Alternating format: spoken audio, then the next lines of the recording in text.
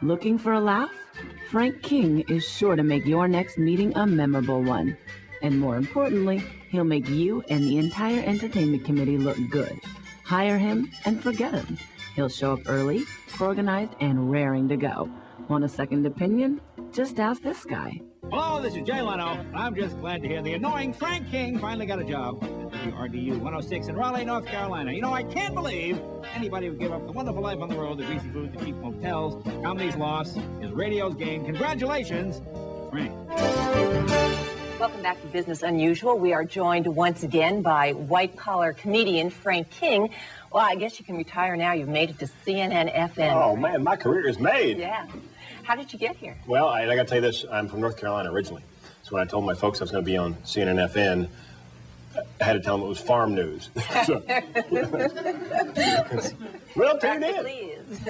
Actually, I write a column for the American Cities Business Journals out of Charlotte, North Carolina. Plug. And I watch the network all the time. And I'm watching one morning, and they got this commercial, you know, the one where they have the pictures of all the old rich guys, the dead ones. Right. J.P. Morgan and John. How they're not funny. Yeah, you know, these guys never cracked a smile. And you get a shot of Lou Dobbs yucking it up. And I thought, you know, they need a business comic. And since I'm the only one in the world, I think I sent some columns in and a videotape of my TV appearances, including losing to a duck puppet on Star Search.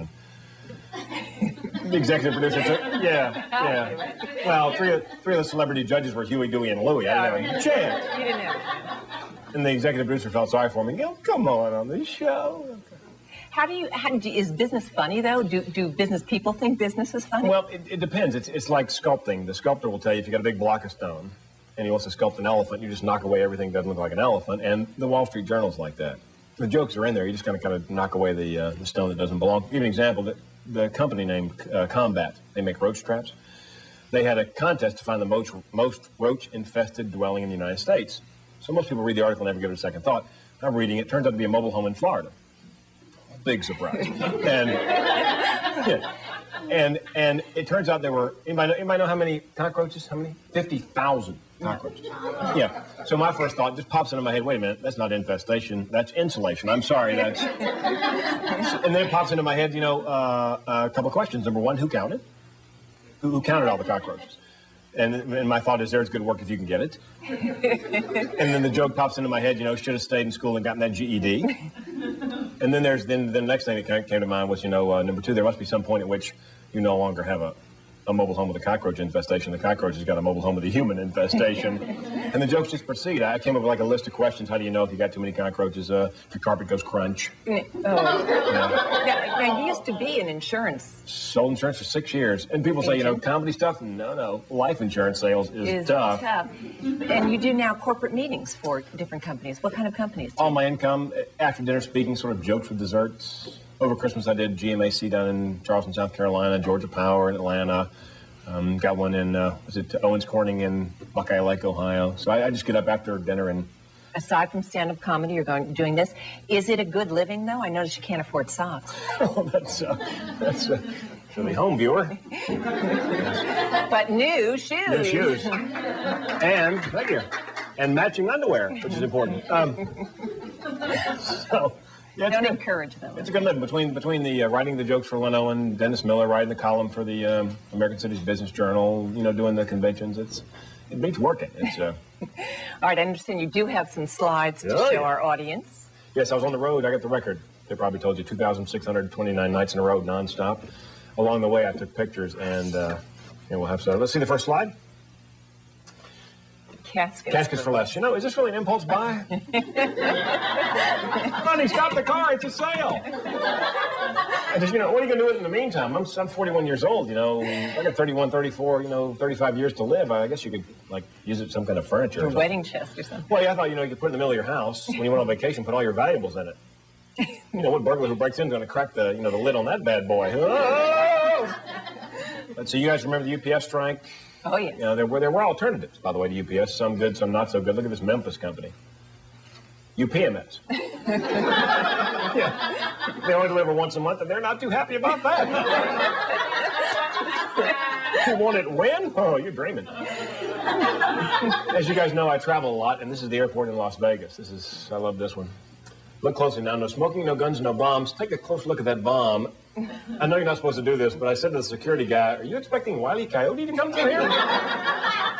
It says Acme on the other side. You're taking nothing to chance here. No. One of the benefits of traveling is I go by car a lot, and here's my favorite billboard. This is down in South Carolina. Subway sandwiches, best 12 inches in town.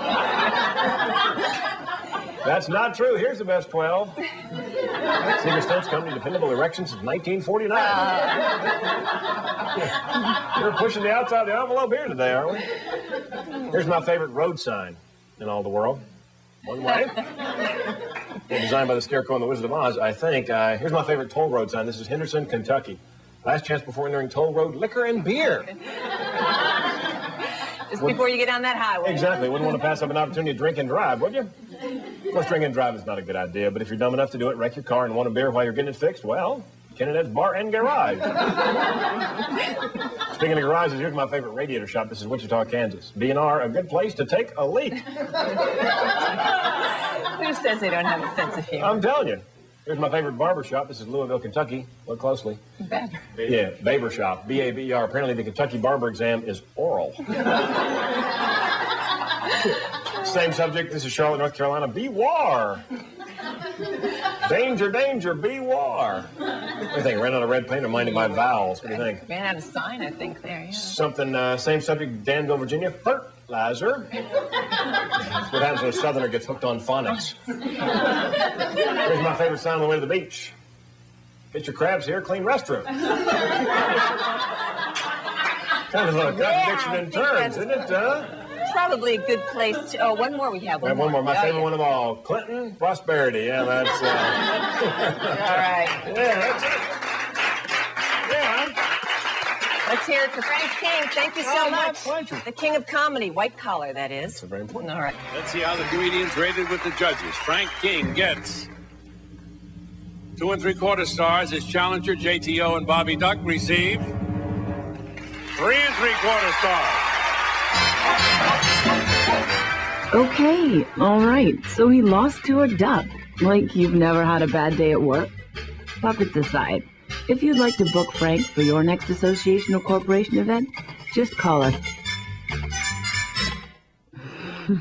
Lost to a puppet.